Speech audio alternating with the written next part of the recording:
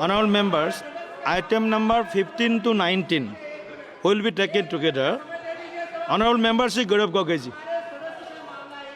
Please. धन्यवाद सभापति महोदय. I rise to speak on the demand for grants, as you have mentioned, for supplementary demand for grants, demand for excess grants, and the Manipur budget. Excuse me. Sir house को order में लाइए sir. House को order में लाइए sir. Honorable, please be seated. माननीय सदस्य आप बैठिए. माननीय सदस्य आप प्लीज बैठिए. प्लीज बैठिए. बैठिए आप प्लीज. प्लीज आप बैठिए माननीय सदस्य. You are senior member of the house. Please. You don't talk. Please don't disturb. Please be seated, honorable member. Please be seated. Please be seated. No.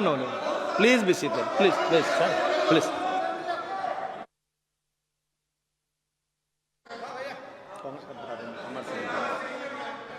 Hello सभापति महोदय, मैं दोबारा प्रारंभ करता हूं. मैं दोबारा अभी से प्रारंभ करता हूं कि आज मैं खड़ा हूं supplementary demand for grants, demand for excess grants और मणिपुर के बजट के संदर्भ में बोलने के लिए. जो सप्लीमेंट्री ग्रांट्स का जो दूसरा बैच आया है उसमें लगभग 52 ग्रांट्स और 3 अप्रोप्रिएशंस हैं. कुल मिला के ग्रॉस एडिशनल एक्सपेंडिचर लगभग 26,78,508 करोड़ का है. जो नेट एडिशनल स्पेंडिंग गवर्नमेंट का होगा वो लगभग ₹51,462 करोड़ का होगा. इसमें से largest allocation defence pension, communications, finance और एग्रीकल्चर स्कीम्स और फर्टिलाइजर सब्सिडीज पर है. सर बहुत से इंपॉर्टेंट सवाल हैं इन सप्लीमेंट्री डिमांड फॉर ग्रांट्स को मद्देनजर रखते हुए, मणिपुर के बजट को रखते हुए. मणिपुर के बजट में finance minister has tabled a Manipur budget envisaging an expenditure of ₹35,103 crore, जिसमें से सोशल सेक्टर आउटले जो है वो लगभग 9,520 करोड़ का है. Demand for excess grants is related to the year 21-22 which has occurred in 2 grants, 2 appropriations amounting to ₹1,000. Sir, I hope the Parliamentary Affairs Minister will help us to conduct this discussion in a normal proceeding. Gaurav ji, go ahead, please. Sir, मैं आपको दोबारा बोलना चाहता हूं कि ये supplementary demands for grants आए हैं, उसको लेकर हम चर्चा करेंगे. लेकिन आज जो विषय है देश के सामने वो बहुत गंभीर है और बहुत अफसोस की बात यह है कि ये पूरा सरकार आज सिर्फ हेडलाइंस को कैसे नियंत्रित करे उस पे ज्यादा जोर दे रहे हैं. पूरा सरकार भाषणों पे ज्यादा निर्भर है. पूरा सरकार चाहता है कि पूरा देश उनके भाषणों, उनके इवेंट मैनेजमेंट, उनके हेडलाइंस पे ध्यान दे और वास्तविक जो स्थिति है उस पे उनका ध्यान न जाए. उसका प्रेम. Deputy leader of the house opposition is आपका नहीं, उधर आपका देखिए पीछे बैठिए सब लोग. Noises coming from Treasury bench. Okay. Both noises are coming from Treasury bench. We've been asking you to please restrain the Treasury bench. Please. I can hear the Treasury bench more than my colleagues. We are all hearing the Treasury bench. The House Congress Party is speaking. We are only hearing the Treasury bench till now. Okay, please go ahead. Okay, please go ahead. Please resolve your issue. The example, I want to give the example of Manipur. Manipur सभापति महोदय 2000 आज से लगभग 21 महीने पहले जब no confidence का motion आया, उस नो कॉन्फिडेंस के मोशन में आदरणीय प्रधानमंत्री ने क्या कहा था? आदरणीय प्रधानमंत्री ने कहा था कि शांति मणिपुर में निकट है, बहुत जल्द ही शांति आने वाली है. यह आज से 21 महीने की पहले की बात है. लेकिन आज हमने फरवरी 13, 2025 को क्या देखा कि आर्टिकल 356 मतलब राष्ट्रपति शासन मणिपुर में लागू हो. सर, ये हमारे देश के लिए बहुत ही संवेदनशील मामला है और मैं चाहूंगा, क्योंकि प्रधानमंत्री मोदी जी ने खुद 2023 के नो कॉन्फिडेंस अविश्वास प्रस्ताव में स्वयं कहा कि शांति निकट है, मणिपुर में शांति आने ही वाली है, तो पहले प्रधानमंत्री हमको बताए कि राष्ट्रपति शासन लागू क्यों हुआ, और प्रधानमंत्री हमको बताए कि वो आज तक मणिपुर क्यों नहीं गए, मणिपुर क्यों नहीं गए। एक मिनट, अभी सर मणिपुर का बजट, अभी अभी एक मिनट अभी एक मिनट मैं आपको एक मिनट, आप प्लीज बैठिए, एक मिनट बैठिए। आपको मैंने कहा प्लीज बैठिए, आप कहना सब कहना, बैठिए, पहले बैठिए, एक मिनट बैठिए। मेरा माननीय सदस्यों से आग्रह है कि वह व्यापक चर्चा करें। अभी राष्ट्रपति अभिभाषण के विषय पर जब होगा, उस विषय पर भी चर्चा होगी, उस समय भी आप उस वक्त, तो अभी हमें कोशिश करना चाहिए कि हम बजट के परिप्रेक्ष्य में ही चर्चा करें। जी, मणिपुर का बजट, मणिपुर के विधानसभा में क्यों चर्चा नहीं हो रहा, और आज भी विधानसभा की स्थिति क्या है? चंदन जी, आप आज भी विधानसभा की स्थिति क्या है? आज वहां पे हमको पता है कि स्टेट असेंबली डिसॉल्व हुआ है या स्टेट असेंबली सस्पेंडेड एनिमेशन में है। हम तो चाहते हैं कि आज केंद्रीय गृह मंत्री चर्चा में भाग ले और हमें बताए कि विधानसभा की स्थिति क्या है। गृह मंत्री को आज मणिपुर में जो राष्ट्रपति शासन हुआ है उसकी नैतिक जिम्मेवारी लेनी पड़ेगी, और मैं आदरणीय गृह मंत्री से आवेदन करता हूं कि आज जो मणिपुर में उनकी जो विफलता हुई है उसके संदर्भ में अपना राजधर्म पालन करें, अपना राजधर्म पालन करें। जब आज से 2 साल पहले, अभी वित्त मंत्री, आज से 2 साल, मैं आपको देख के वो बोल रहा हूं, आज से 2 साल पहले बताओ, वो विषय है जब बताना उनको। आज से 2 साल पहले जब मणिपुर में अशांति का वातावरण हुआ था तो गृह मंत्री वहां जाके बोले कि मैं जल्द वापस आऊंगा, मैं जल्द वापस आऊंगा। उन्होंने कहा था, आप रिकॉर्ड पूछ लीजिए। 2 साल हो गए, गृह मंत्री भी नहीं गए वहां पर। सर इसलिए मैं चाहता हूं कि गृह मंत्री अपनी नैतिक जिम्मेवारी ले, प्रधानमंत्री वहां पे जाए। बंदूक के दम पर उत्तर पूर्वांचल में शांति नहीं आएगी सर, बंदूक के दम पर, पुलिस पेट्रोलिंग के दम पर मणिपुर में शांति नहीं आएगी। अगर वास्तविक में शांति चाहिए तो मणिपुर के लोगों को बोलने दो, वास्तविक में शांति चाहिए तो मणिपुर के लोगों को सुनने का धैर्य आपके पास होना चाहिए। उनकी राजनीतिक आकांक्षाएं क्या हैं, उनके मन में भय क्या है, उनके मन में डर क्या है, उसकी सुनने की ताकत आपके पास होनी चाहिए। सर ये बार बार अगर ऐसे सदन चलेगा सर, ये ऐसे सदन चलेगा सर,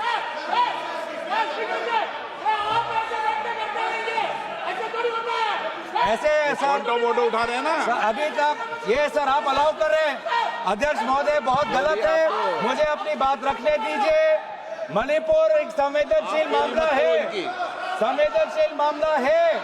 संदर्भ में आज मणिपुर की बजट यहाँ पे हो रहा कहता है कि डिबेट ऑन सप्लीमेंट्री ग्रांट्स केवल सप्लीमेंट्री डिमांड्स ऑफ ग्रांट्स पर भी होगा। ये हाउस रूल एंड रेगुलेशन से चलेगा, चिल्लाने से नहीं होगा सर। कांग्रेस वाले चिल्लाकर मुंह बंद नहीं कर सकते, ये रूल कहता है, रूल ये कहता है कि आप केवल सप्लीमेंट्री। आप डिस्टर्बेंस मत, प्लीज बैठे। चिल्लाने से मेरा मुंह बंद नहीं होगा, मेरा मुंह बंद नहीं कर सकते। ये रूल है, ये संविधान है, ये देश संविधान से चलेगा, ये हाउस संविधान से चलेगा। आप जो है, आप केवल बजट पर बात करो, आप सप्लीमेंट्री डिमांड्स ऑफ ग्रांट्स पर बात करो। आप इस तरह से बात नहीं कर सकते हो स्पीकर सर, और ये चिल्ला नहीं सकते। यस सर, यही रूल कहता है, स्कोप यही है सर, इससे आगे नहीं है, और ये चिल्ला कर बंद नहीं कर सकते मुंह। आप भी बेटे, आप भी अभी एक, आप सुनिए एक मिनट, आप भी बेटे, आप भी एक, हाँ मैं आपको वो कट आपका कट कर, हाँ मैं टाइम दूंगा आपको। मैं आपको स्पष्ट कर दूं कि सदन नियम और प्रक्रियाओं से चलता है, और अनुपूरक अनुदानों पर वाद विवाद केवल उन मदों तक सीमित होगा जिसमें बने हो और चर्चाधीन मदों की व्याख्या करने, उनको स्पष्ट करने के लिए आवश्यक हो, उस सीमा तक मूल अनुदानों पर उससे संबंधित नीति पर चर्चा होगी। ये मेरा आग्रह आपसे। हाँ, चालू हो जाएगा, आप शुरू करें। अध्यक्ष महोदय, हम आपके इनके निर्णय का आपका मौका नहीं, हम आपके निर्णय का अध्यक्ष महोदय, हम आपके निर्णय का हम सम्मान करते हैं। आपने जिस कानून का उल्लेख किया वो सप्लीमेंट्री ग्रांट्स पे के संदर्भ में है, लेकिन आपने अनुमति दी है कि मणिपुर के बजट को भी क्लब कर दिया है। तो इसीलिए मैंने मणिपुर के बजट में क्यों यहाँ पे आया है वो संदर्भ में मैं यहाँ पे बात कर रहा हूँ।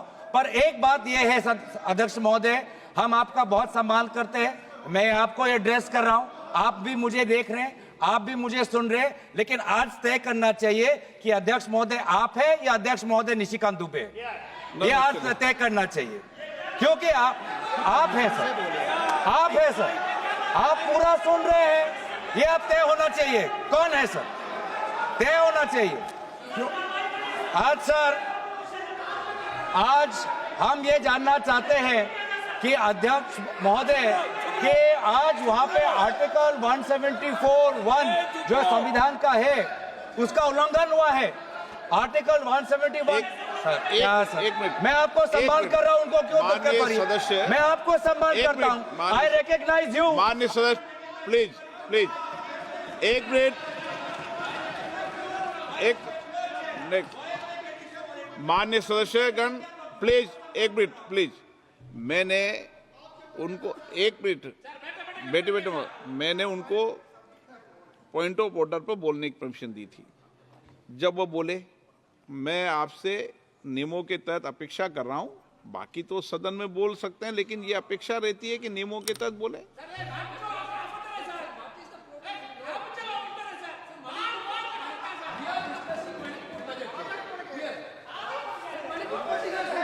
बोलिए अध्यक्ष महोदय, आप अध्यक्ष महोदय, आपको मैं इजाजत दूं? नो, अभी मैंने इजाजत नहीं दिया। अध्यक्ष महोदय, मैं दोबारा कहना चाहता हूं कि उत्तर पूर्वांचल एक संवेदनशील क्षेत्र है, भारत की सीमा से जुड़ा हुआ है, लोगों की संवेदनाएं वहां पे हैं। आपने पिछले 2.5 साल से बंदूक के दम पर शांति लाने की कोशिश की है, आप विफल रहे हैं। ये बंदूक के दम पर शांति लाना, ये व्यवस्था बंद करिए, मणिपुर के लोगों के साथ बात करिए। प्रधानमंत्री मोदी जी मणिपुर में जाएं, लोगों की क्या मन में क्या भय है उसको सुने। एक राजनीतिक रूप से ही मणिपुर में शांति आ सकता है, हम सकारात्मक रूप से यहाँ पे आप सुझाव दे रहे हैं। दूसरी बात यह है कि सर, जब भी कोई मुद्दा महत्वपूर्ण देश का आता है तो प्रधानमंत्री मोदी जी गायब हो जाते हैं। आप हाल ही में मत करिए, आप देखिए, ठीक है, आप एक मिनट प्रधानमंत्री मोदी जी से हम और अपेक्षा करते हैं, शांत हो जाते हैं, शांत हो जाते हैं। माननीय जब प्रधानमंत्री, एक माननीय प्रधानमंत्री जी जब पहले भी सदन के अंदर चलते सदन में पूर्व के प्रधानमंत्री जी भी गए हैं, और जब भी माननीय प्रधानमंत्री जाते हैं सदन को सूचित करते हैं, मुझे सूचित करते हैं, और उसके बाद प्रधानमंत्री जी हमेशा सदन को सूचित करके ही जाते हैं। महोदय, टिप्पणी करें जो ठीक नहीं है। हम प्रधानमंत्री का सम्मान करते हैं और प्रधानमंत्री का सम्मान करते हैं, लेकिन इसमें जब हम वर्तमान प्रधानमंत्री का सम्मान करते हैं तो बार बार पूर्व प्रधानमंत्री पे ये लोग अपमानजनक शब्द क्यों करते हैं और उनके बातें रिकॉर्ड पे क्यों आते हैं, इसका भी आप बाद में सोचिए सर। हम सभी प्रधानमंत्री वर्तमान और पूर्व प्रधानमंत्री को सम्मान करते हैं, लेकिन जब भी ट्रेजरी बेंच से अपमानजनक शब्दों का व्यवहार होता है बार बार रिकॉर्ड पे आता है सर, और हमारे तो रिकॉर्ड में रहेगा, पता नहीं सर, कल पता चले। लेकिन जहां पर एक मिनट वित्त मंत्री कुछ बोलिए। मैम सर, यस, एक मिनट बोल you said something very profound. You said something very profound. You said something very, very profound. I'd like to add to it. Sir, with due respects, it was music to my ears to hear a leading member of the opposition party say that they सम्मान करते हैं प्रधानमंत्री जी को. And quickly to add, when Treasury talks about previous prime ministers, they speak not in सम्मान जनक language. How many times has the prime minister been abused in this house by them? And how many times he was not even allowed to speak in the house? They stood in the well and shouted. Will the honorable member Tarun Gogoi, his son, Gaurav Gogoi, apologize for the number of times they've called abusive names to the PM? Today he's ironing out all that. He's whitewashing all that. That's not allowed. He should have the grace. He should have the grace to admit that they have abused the Prime Minister. It was wrong and they shall not do it again.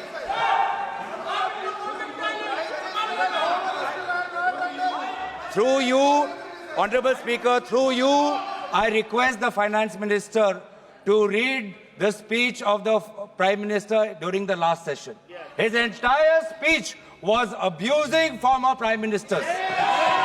I have written a letter. I have written a letter to you putting on record a number of times he has abused the chair of the former Prime Ministers. So please, before pointing fingers, not done, अपने sir. घर में खुद झांकिए. If it is this very Ma'am, clearly that please, I have ma'am. to read the speech, Honorable Finance, I name do the not members expect you. What is who this? stood up here Honorable, what and is this named the going Prime on? Minister with You abusive should not language. have Does the Gogoi patience to forget that? listen. Does Have the Gogoi patience forget to that? listen. You This is should no have the way of patience to whitewashing listen. it. You That read bad through the one. speech. And look Have at the the way in which patience. all of them are shouting. Look at the way in which all of them are shouting. Now, Look at the way in which all of them are shouting. have the patience. Right? What Gogoi said is wrong? Gogoi said is wrong? Is that what they're saying? Is that what they're saying? If Gogoi had the large-heartedness to say that we should not abuse anybody, what's going on? So that shows the आप attitude of विषय the में Congress बोलिए party. ना गौरव जी आप budget पे भी तो कुछ बोले हैं आप मैं आगे बढ़ूं सर. आप तो विषय पर मैं नहीं बोल आगे रहे हैं। आगे बढ़ना चाहता हूं. यही आपका स्ट्रेटेजी है. यही स्ट्रेटेजी है आपका. सुनने की ताकत नहीं है. दोबारा ये देखिए. यही है. यही स्ट्रेटेजी है. यही स्ट्रेटेजी. ये है सर. बार-बार He started with a good spirit to say that we should respect the Prime Minister. None of them will agree.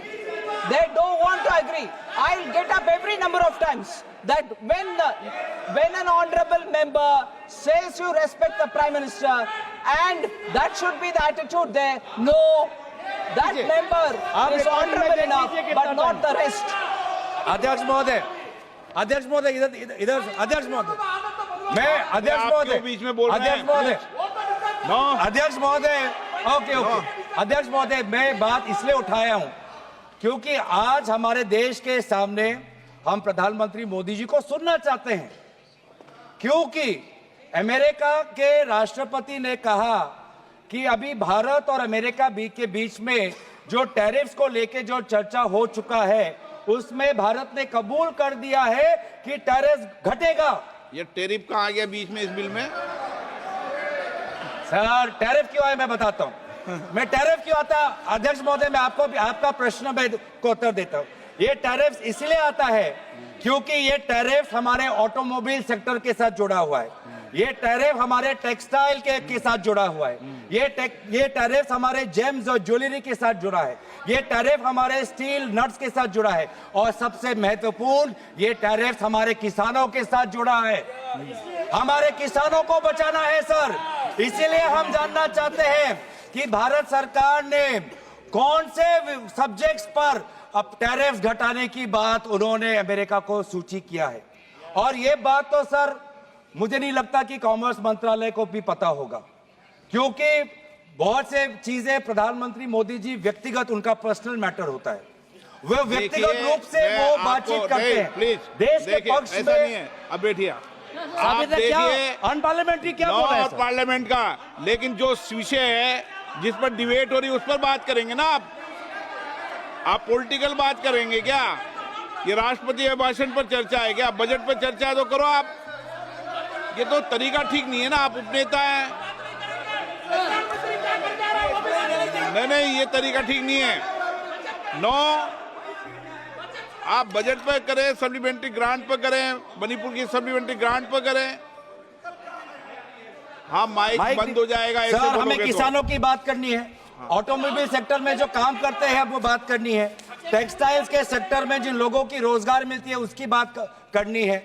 तो सर उसके हित में हम बोल रहे हैं कि कौन से क्षेत्र में टैरिफ्स घटा है, ये बात हमें प्रधानमंत्री मोदी जी बताएं, क्योंकि बहुत से मामलों पर वो व्यक्तिगत रूप से करते हैं नेगोशिएट।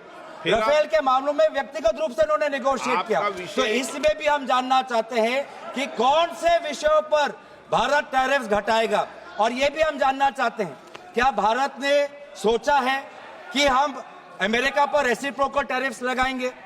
क्या भारत ने ये सोचा है? देखिए माननीय कि सदस्य, मैं आपको फिर बोल रहा हूं, नहीं तो मुझे टोकना पड़ेगा।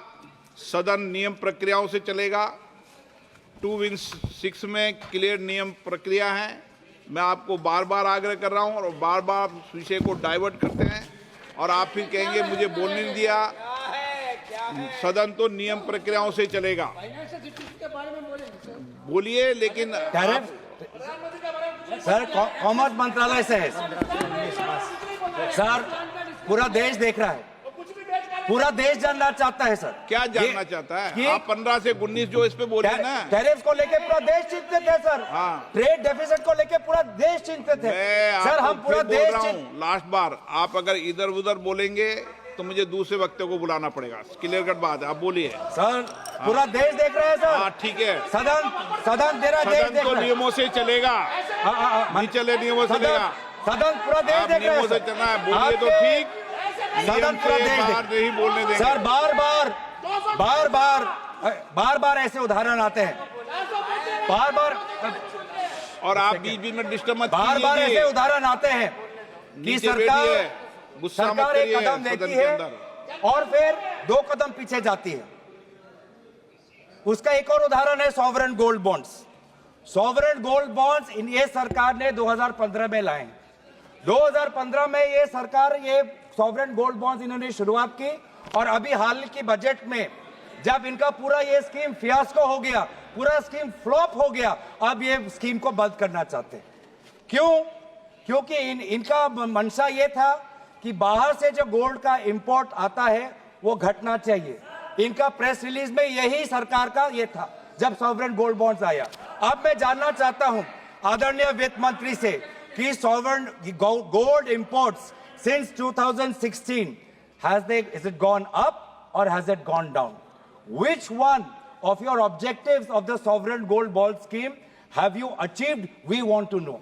You got the sovereign gold bond scheme thinking that government borrowings, it will help government borrowings. But now your liabilities are such that even in this budget you have to pay around 8,900 crores, and in a few years from now the government liabilities has exceeded by 930%, and you have to pay close to 1 lakh crores, and that is why close to 67 tranches of sovereign gold bond payments have been withheld by this government. And this shows, again, that in this government they only care about headlines, they only care about speeches, they only care about optics. They don't know what is happening on the ground.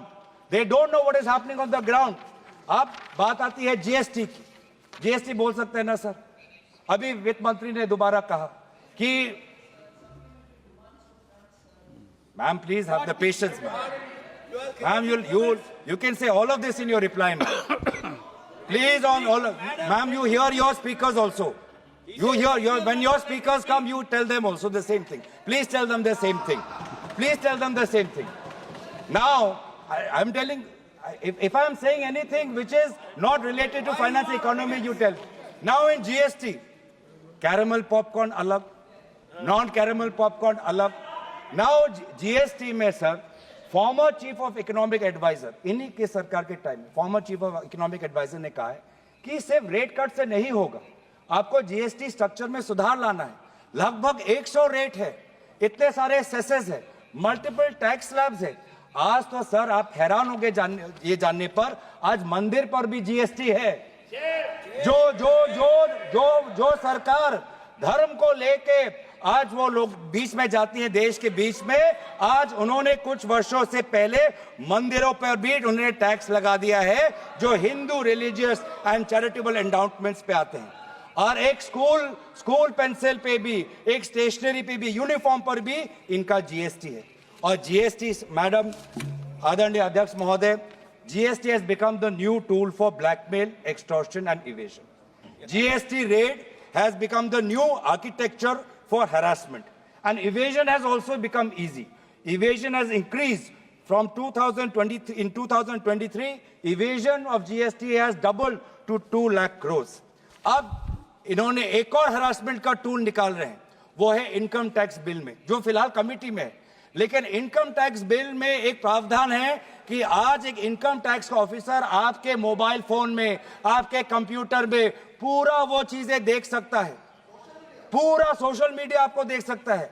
इतना ताकत जो हमारे सरकार के information technology act 2000 में नहीं है, इतना ताकत जो डिजिटल प्रोटेक्शन एक्ट 2023 में नहीं है, उतना ताकत आज ये इनकम टैक्स ऑफिसर्स को देना चाहते हैं। और इनका क्या मंशा है हमको सब पता है। Income tax is just the way they are using it is harassing people, harassing shopkeepers, harassing small traders, harassing small businessman. And आज यही आज लोगों के बीच में चिंता है।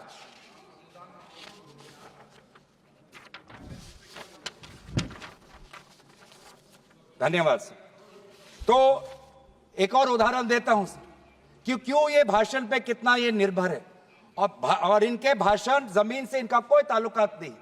भाषण में बोला कि सर कि मैन्युफैक्चरिंग को जीडीपी का 25% बनाना है।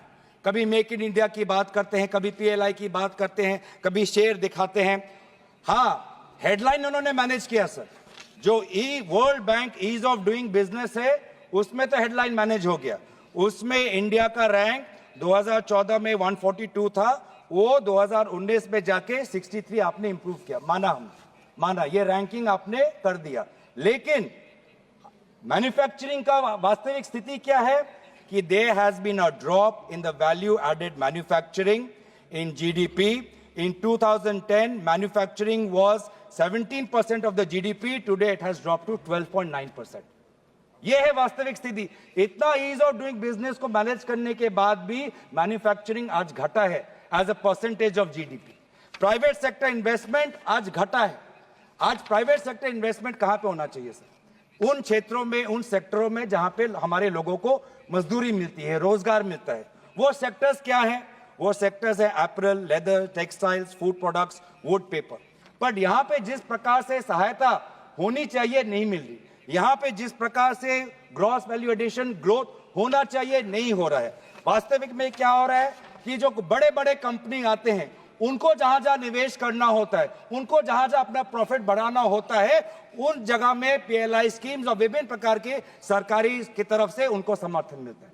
लेकिन जो मध्यम वर्ग है, मध्यम वर्ग की स्थिति बहुत ही कमजोर है। इसीलिए हो क्या रहा है सर? पलायन हो रहा है देश में। आप देख रहे हैं सर, बहुत मुझे भी दुख होता है, पलायन हो रहा है और हर वर्ग में पलायन हो रहा है। आज हमारे बच्चे, आपने देखा होगा कि कोविड के समय, रशिया यूक्रेन के समय, आज शिक्षा के लिए भी कम पैसों में उनकी शिक्षा मिले, आज वो चीन जा रहे हैं, आज वो यूक्रेन जा रहे हैं। ये पलायन है। आज हमारा जवान वो अग्निवीर में नहीं, वो रशिया यूक्रेन में जाके वहां के युद्ध में वो भाग ले रहा है ताकि उसको थोड़ा पगार मिले, ताकि अपने वो घर में थोड़ा पैसे भेज पाए। आज हमारा जो मध्यम, आज जो हमारे शिक्षा के लिए सर, आप कभी पूछे सरकार के बड़े बड़े जो अफसर भी हैं, उनके बेटे बेटियां भी आज उच्च शिक्षा के लिए विदेश जा रहे हैं। और सबसे दुख की बात यह है कि आज मजदूर जिसको सपना दिखाया था कि आपको हर साल 2 करोड़ की नौकरी मिलेगी, वो अपना जमीन बेचकर आज वो अमेरिका जाता है। अमेरिका सरकार उसको पकड़ती है और बेड़ियों में, हाथ और पैर को बेड़ियों में पकड़कर आज उसको वापस आना पड़ता है। बेड़ियों में आज हमारा निवेशक भी भारत छोड़ के बाहर जा रहा है। 2024 में एक मिनट मैं आपको, आप नेता हैं, वरिष्ठ हैं, ये जो सारे विषय बोल रहे हो वो कई अनुदानों की मांगों पर है क्या? आप बजट पर बोलो, फाइनेंस बिल पर बोलो, टैक्सेज पॉलिसी पर बोलो, आप वरिष्ठ नेता हैं। सर जब उनके तरफ भी आएगा देखना सुनिएगा सर, जब उनका भी आएगा तब भी आपको सुनिएगा सर। जवाब तो देना पड़ेगा तब भी ना आप उनका। सुनिएगा सर। अभी प्राइवेट इन्वेस्टमेंट इतना कुछ करने के बाद भी आज प्राइवेट इन्वेस्टर्स भी भाग रहे, प्राइवेट इन्वेस्टर्स में भी पलायन, हाई नेटवर्थ इंडिविजुअल्स वो भी पलायन, मजदूर पलायन, किसान भी आज पंजाब का किसान आज कनाडा में जाके खेती कर रहा है, लेबर जाके मिडिल ईस्ट में है, छात्र जाके यूक्रेन और चाइना में है। अनुदान की तो मांगों सर ये है वास्तविक नो स्थिति। प्लीज पिछले आप, मुझे लगता है मुझे दूसरे वक्ताओं को बुलाना है। आप अनुदानों की मांगों ये पढ़ के नहीं वो तो आए। आपका निर्णय है सर, नहीं तो अनुदानों की मांगों बोलो वो ना, मुझे आपका कोई निर्णय आपत्ति है नहीं है ना सर, आपको। वो आपका निर्णय है, आपका सब वो आपका निर्णय है सर, वो आपका हम निर्णय का आपका सम्मान। Private investors pulled out maximum funds in 2024 as they sold 27.9 billion by 224 exits. And the main reason, all economic experts यही कह रहे हैं कि प्राइवेट इन्वेस्टमेंट घट क्यों रहा है। सरकार ने कितना कुछ दिया प्राइवेट कंपनियों को, उनका लोन माफ कर दिया, उनका कॉर्पोरेट टैक्स माफ कर दिया, लैंड उनको दे रहे हैं, बड़े बड़े इन्वेस्टमेंट समिट दे रहे हैं, उसके बावजूद भी प्राइवेट इन्वेस्टमेंट घट क्यों रहा है, रोजगार बढ़ क्यों नहीं रहा है। उसका कारण एक ही है कि वीक कंजम्पशन, वीक डिमांड। जब पेट पे लात पड़ती है, जब हर चीज पे जीएसटी लगती है, जब महंगाई पूरे महीने के बजट को खा जाती है, तो ये ग्राहक आम आदमी क्या खरीदेगा, बाजार से क्या खरीदेगा, और ये खरीद जो नहीं हो रही उसके कारण आज निवेश घट रहा है।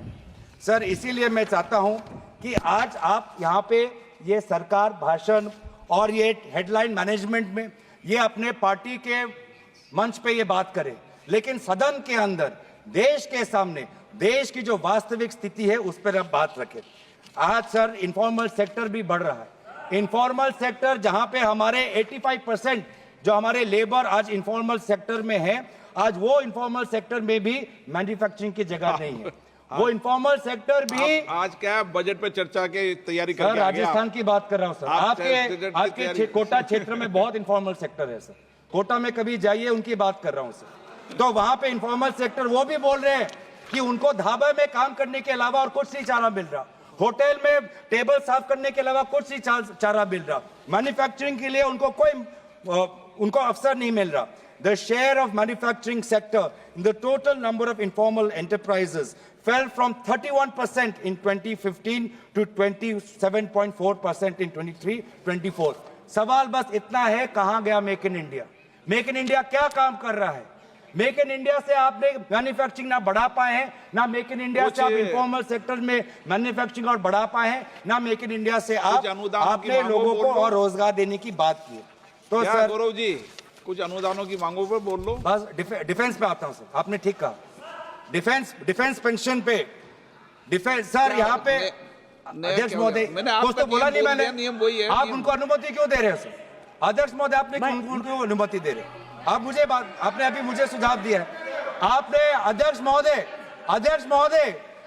महोदय आपने मुझे बोलने दिया है, तो मुझे मेरी बात को सुनिए। खत्म कर दिया आप। तो यहाँ पे अध्यक्ष महोदय ये जो नया जो सप्लीमेंट्री ग्रांट्स आया है, इस पे यूनिफाइड पेंशन स्कीम की बात की।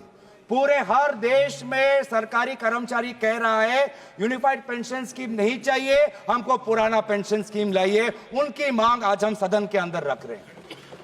आज डिफेंस पेंशन, आज सप्लीमेंट्री ग्रांट्स की बात करें, डिफेंस पेंशन का उल्लेख किया गया है, लेकिन डिफेंस पेंशन भी, आज डिफेंस का व्यक्ति भी ये कह रहा है कि कैपिटल इन्वेस्टमेंट जो होना चाहिए वो मात्र 25% है।